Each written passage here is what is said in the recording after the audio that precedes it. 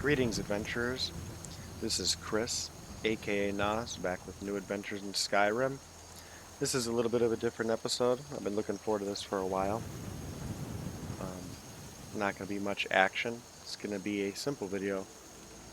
Glamek reflecting on his rules. So, I'm not going to talk much more. That's going to be it for this episode. At the end, I'm probably just going to end it. So before we get there and before we get in character, I hope everything is going well with you, and I hope you're taking care of yourselves and the ones you love. And with that all out of the way, I will catch you on the next one. As I said, I don't plan on saying bye at the end, so it's awkward. I'm trying to preload it. And we'll catch you on the next adventure. And here we go. So, before I start, I'm not a bard. I didn't know what a bard was before Skyrim. But before I go on to my rules, I want to talk about the Wolf King. Many have heard about the Lion King. His story is told far and wide, and many hold his story in high regard, but almost none talk about his fall, and fewer still talk about the Wolf King and the one who bested him. So the two armies were at war and set to meet for a final battle, and when the horns and the drums sounded, the ground quaked and the two armies charged one another. And the two kings surged ahead, but moments before actually meeting on the field, the Wolf King turned and fled north, with the kings well ahead of their respective units, and the Wolf King's further than the Lion King in front of his. Many of the hungry lions, along with their king, instantly broke off, eager to be the ones to say they slayed the Wolf King. Now, wolves are cunning. They are born to run, while lions are strong and born to chase prey. The lions were not chasing prey that day. They were running after a wolf. So they grew tired, and he would even fall back close, so close they could almost taste him at times, only to surge ahead when one of them would strike out. And after one such moment, and after the lion missed, the wolf instantly turned, lashed out, and killed the lion. And the lions fell upon the wolf, one after another, but they were all winded and exhausted and came one after another or in small groups, and one after another they fell. The Lion Kings and the lions eventually seized the advantage, though, and the Wolf King took wound after wound, and then eventually was being taunted, called a coward, surrounded, called a weakling, cursed as not a true warrior, mocked for lacking the strength of the lions, and eventually the Wolf King fell to his knees, and his sword and shield both fell to the ground, clattering on the rocks, and blood was streaming freely from his wounds and out of his mouth and between his teeth as he actually looked up and smiled and laughed at the Lion King, and then looked around and admired the countless dead lions around him, and the Lion King roared in a rage, "How can you smile? You ran like a coward. You left your whole pride to die. Any that lived will know you fled like prey, that you died. Any that died knew you fled, and any that lived know you're a coward. They all know your shame, and you sit here smiling."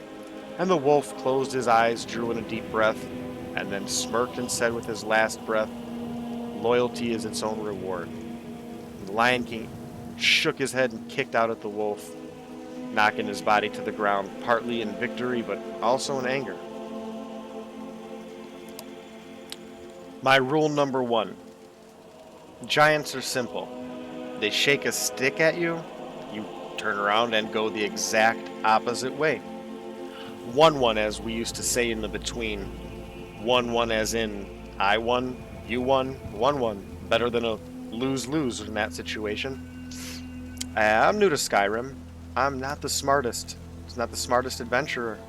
But I understand a few things, and one of those is what to do when an enormous two-legged being shakes at you, a weapon that likely stands thicker, taller, and weighs more than you while you're fully armored. So this kind of goes hand in hand with rule number 3. He extended you courtesy, not to smash you. Return the favor and live. But the point in all this is, I guess, sometimes just look and listen and see what the world is telling you right in front of your eyes. Sometimes not every answer is hidden or a mystery to be solved. Rule number 2, slow is smooth, smooth is fast. My blood runs hot, and then my blood turns cold. Same with my mood, same with my emotions. When it's blistering cold, the weather, I mean, and you're facing down something you have no business facing down, you're just trying not to die. Things get hectic, and so sometimes just take a slow, deep breath, slow down, focus. Fumbling fast isn't fast, it's suicide. People complicate life, they make it too much too fast, and they do the same with combat. Most people would do wise to take to heart the phrase, sometimes less is more. You can only focus so much on 2 or 3 things in combat, let alone dozens. You know, you have people, arrows, noises, magics, your own spells, your arrows, your health, your blood, your all that. In a moment, let alone a lifetime, that's just too much. And less is more. Rule number 3, you don't come into my tent and kick my dog. Respect is, like we said with that giant, what is it? Reciprocal? Not the most wordy guy, but I learned that. I may have rules about what to do in my home and my tent, but my rules don't apply to the domiciles and homes of others, and you need to be aware of that. Reciprocal means, like I said, you give a little, you sometimes get a little. You give a little more, hopefully you get a lot more, something like that. Anyway, the point is, don't come into my tent, kick my dog, and expect consequences to not be had. Reciprocal. Start with respect for others is a good place. Anyway, rule 4. Fool me once, shame on me. Fool me twice, you get a bolt to the face. Again, I'm not the smartest adventurer, but I'm alive, so I'm not the dumbest adventurer either. It can be nice to be quick, and it can be nice to be smart, and nicer still if you can be both. And I am, sometimes. I mean, sometimes I see and I engage and I run. Tactical withdrawal, I think the Imperials would call it. And come back and hit differently or hit harder, and I may win, or I may have to leave and come back and hit a different way the next time. But the point is, don't stick your hand in a bear trap the second time and be confused when it snaps that time too. Rule number 5. Sometimes you have to stop and smell the flowers. People complicate life. I mean that, what is it, double entendre? That's like when something means 2 different things. Anyway, the more people you have around you, the more and more your focus and attention is drawn to them, your thoughts and your time. And sometimes it's okay just to focus on the simple things around you, even and especially yourself. It can help you stay grounded and find your place in the world, even when the world is moving and shifting all around you. Rule number 6. Sometimes the best way to unsummon something is to kill the summoner. Simple enough, but I guess I try to view life like combat. Sometimes it makes things easier for me. And anyway, there's a story. I can't recall all of it. I'm not smart, and I definitely am not a bard. Long story short, there was a warrior, and he got himself killed because some summoner just had more magicka than he had stamina.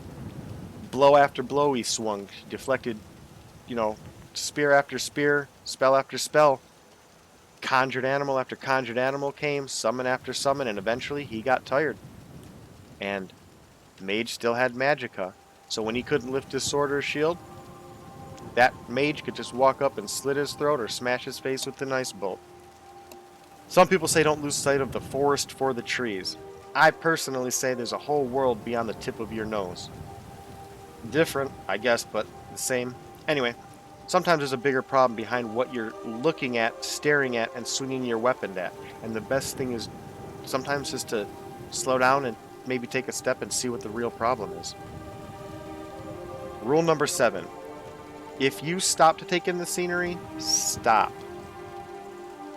Skyrim can be quite a sight, and like I say, sometimes it's nice to just stop and smell the flowers.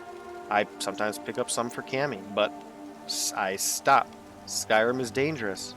I myself, several times, have walked face first into claws or magic or arrows, steel, almost over a cliff or a waterfall, and sometimes by not stopping, the truth is you're not really paying mind to the thing that mayhaps you ought to really be paying a lot of mind to.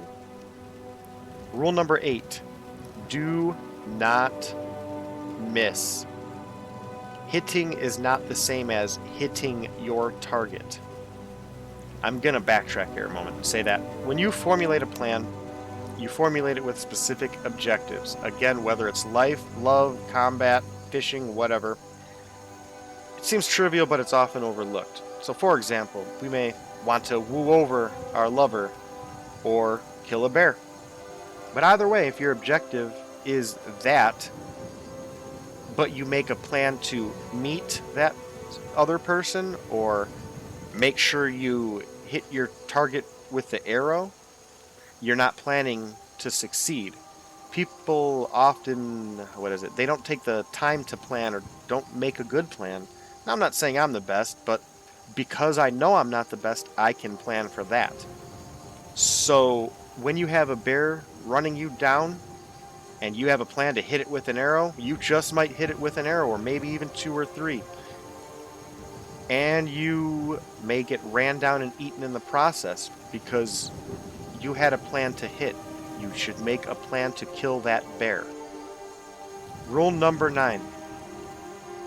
It's always best to take a few lumps and know who you're killing. Look, I've taken lives, but as far as I can think, I don't regret any. In fact, if I had to think about it, I probably regret not having taken a few more. But the point is, I'm not a killer. I'm not a butcher or a murderer. I've taken a few wounds, but in the process, I've seen and met a few familiar faces simply by not being quick on my crossbow trigger finger or my sword. I may have even helped a few people. I'm sure I could think and maybe maybe help some people. I'm not a hero. I'm not trying to go find, blows to try and bat aside with my shield or arrows to, jump in front of. But one day I may be out there on the road bleeding out. I may need help. And I may have that adventurer come up to me. And when I do, I hope they take the second to render aid, ask if I need anything, or give me the moment to at least ask what's going on, as opposed to instead just delivering that bolt to my face. And then rule number 10, loyalty is its own reward. I'm still wrapping my head around this one. I'm not a deep guy. And I'm going on about Hircine. I appreciate Hircine because we have common cause and perspective. I don't feel him forcing himself into my life, and I'm not going to force him into mine. We just happen to be walking the same path, and I find so much appreciation and kinship in that. But if I made or concocted this relationship with Hircine, things would be forced and fabricated and fake. And while some or many or most people, they're okay with the convenience of societies, and I understand that. And everything I mentioned up above, with people taking more and just everything, the negatives, and I acknowledge society, and most have forgotten the opposite, which is the wilds, and I have not. I have not forgotten the wilds, nor have I forgotten the realms of mere and men. And just like most things in my life, I'm a half elf. Things are different. I have one foot in the wilds, one in the world of mortals, I have one foot being human, the other elven, and sometimes they're walking in the correct lane and sometimes they're not. And now lately, sometimes they're walking in the realms of goblins and draugrs and now giants. Ah, be it in the city or the wilds, whether I'm alone or with Cammy or anyone else, I'm always left wanting and alone and not fully there. And I'm only at home when I'm by myself. And so it is. My loyalties are to me. And few will understand this. Fewer still will know my actual loyalties. And I hope someone earns my loyalty. But when your loyalties aren't dependent on others, on them, what they think of your loyalties matter hardly at all. My loyalties are not to Hircine. Our paths are just intertwined. So, the Wolf King and the Lion King. It wasn't until the Lion King took a moment to turn that he heard the first arrows and footsteps.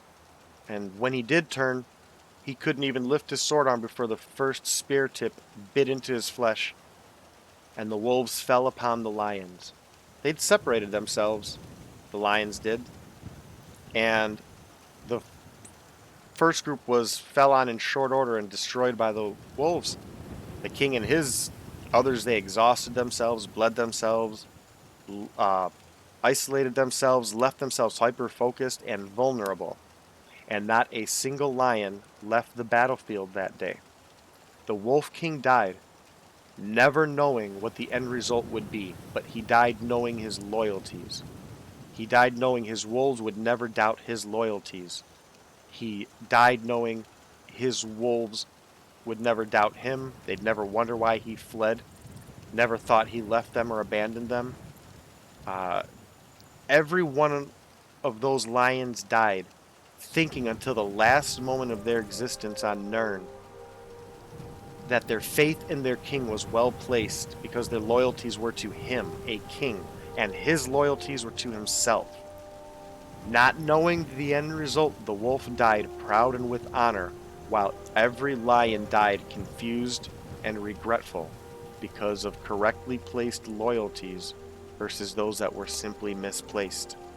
Again, loyalty is your own reward. Never misplace yours.